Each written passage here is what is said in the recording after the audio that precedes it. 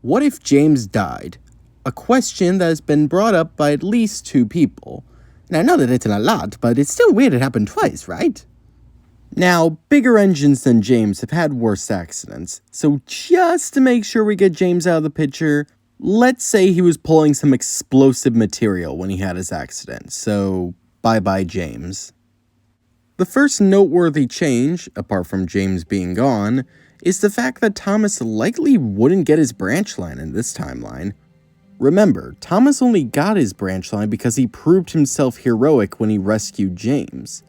Without that, the Fat Controller would likely give Thomas's branch line to another engine, so Thomas will likely spend the rest of his career as just a station pilot. Just as a placeholder, let's say one of the many background engines runs Farquhar.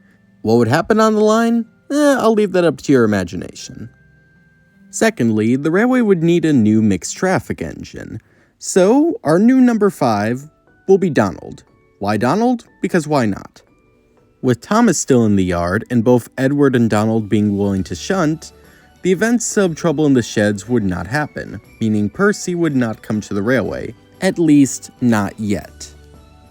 The events of the Flying Kipper would still play out, and while Henry was at crew, the Fat Controller would need another engine. Donald would recommend his twin, Douglas. He may not be as strong as Henry, but they are very skilled in the snow. The Fat Controller allows this, and the two double-head Henry's trains. Later on, the Fat Controller would go on holiday, meet Toby, and after learning of his branch line's closure, the Fat Controller would purchase the tram and he would join the Northwestern. After being in the yards for nearly 30 years, I like to think the Fat Controller would finally let Thomas go out and pull smaller trains. However, he would still primarily be the station pilot. As such, Percy would finally join the Northwestern. However, since there's already 2 station pilots, Duck will most likely not be needed on the Northwestern, and will sadly be scrapped when dieselization takes over.